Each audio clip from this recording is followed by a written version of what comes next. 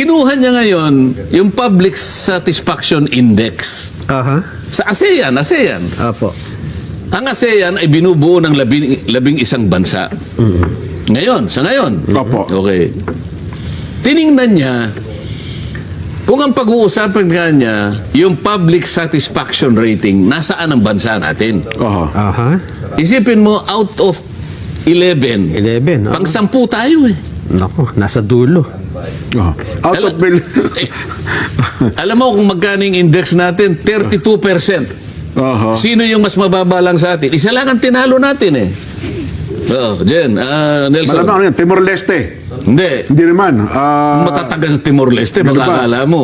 Public satisfaction ang pinag-uusapan. public satisfaction. Pag public satisfaction, Oo. yung pagtingin ng mamamayan sa kanyang Oo. governing leaders. Sabihin nasisiyahan sila sa kanilang gobyerno. Satisfied eh. Oo. Yung ating leader ata ngayon, negative Negative 13 po noong nakaraan. 15, 15 na ngayon. 15, tapos naging negative 12. Oho. So sabi nila, from negative 15 to negative 12, merong improvement, sabi niya. Nag-improve ng Nelson, 3%. kapag ka parehong negative, hindi Hindi improvement ang tawag doon. That is a confirmation. Bababa yun. Confirmation yun. Aha. Natutuon talagang yung pagtitiwala, yung public satisfaction talaga, sadsad. O ano yung nasa ilalim natin? Myanmar, Sen. Myanmar. Opo. 28%. Oho. Myanmar, yan dating Burma ba yan? Oo. Dating Burma. Paano namang hindi 28%? Oo. Ang kalaban ng mamamayan, yung gobyerno mismo eh. Doon sa Yun na nga, Myanmar. oo. Kaya 28%. Oo. Tayo ang kasunod.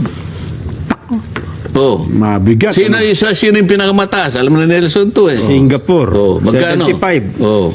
Ay, bakit kahit ka sa buong mundo yata, laging Singapore ang laging Pati Indonesia, satisfaction. 74.2. Kamukha lang natin. 74.5 ang Indonesia. Oo. Sipin mo. O bakit tayo nagkaganon? Nung unang malagay ang bansa natin doon sa kondisyon ng stagflation, 1970s yun, Nelson. 1970s. Kasi dahil sa oil crisis, wala naman tayong langis talaga eh. Yung unang tumama sa ating oil crisis, nagkandabale-balentuang ang ano natin eh. Lahat ng bang ekonomiya. Mahirap talaga. Opo. Ngayon, nagkaroon din tayo ng krisis sa pero hindi lamang yun eh. Kasi kung titingnan mo, bakit ang Vietnam? Opo. Ang Vietnam, tayo 2.8% ang GDP natin.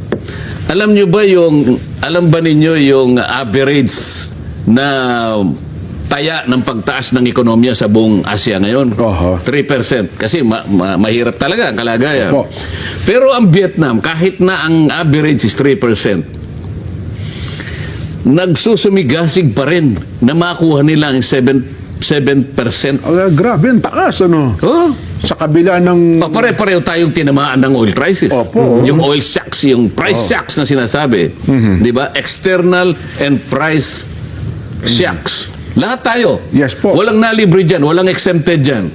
Oho. Pero ang Vietnam, lalo-lalo na 7% pa po sila. Malaysia at saka yung Indonesia, lumalaban sila. Bakit tayo pumapayag na yung average na 3% hindi man lang natin makuha? Mababa pa tayo doon. Kasi kung nagawa nila, lalo yung Vietnam, kaya Ito yung tayo sinasabi gawin ng natin. Pilipinas. Ano ngayon ang magiging resulta ng lahat ng ito? Oo. Ang pinag-uusapan natin kanina, ginamit nating paghahalimbawa, Titanic. Yes, Lubog po. na barko. O, tanungin mo ito ngayon, mga cameraman mong ito. Oho. Paano mo susubukan na i-rearrange mo yung furniture sa isang papalubog na barko? Ay, wasak-wasak na. hindi. Kahit anong gawin mo, lahat po naman pwede. magsasakit. Oo. Lahat tayo magtutulong-tulong. Ngunit, talagang napakahirap gawin.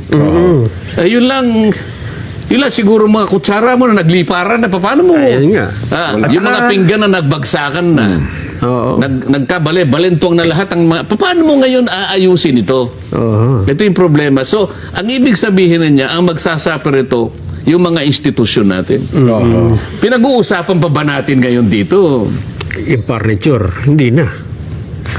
Pinag-uusapan pa ba natin dito kung makukunbik o ma-acquit Ayun nga. si Vice President Sara? Pag-uusapan pa ba natin dito kung sino ang next Senate President? Pagka ganito ng kalagayan ng bansa natin? Oo nga. Doon nila tayo dinadala, Sen. Oo. Sagutin ko po yung punto nyo. Doon tayo dinadala nila ngayon. Paano pa tayo madadala ron? Nagkabalin-balintong na nga, hindi na nga natin alam kung may mga kutsara, kung saan natin nakukunin. Parang Saan mo pupulutin yung mga pinag... Oo. Wala na eh. Parang yun ang priorities yan eh.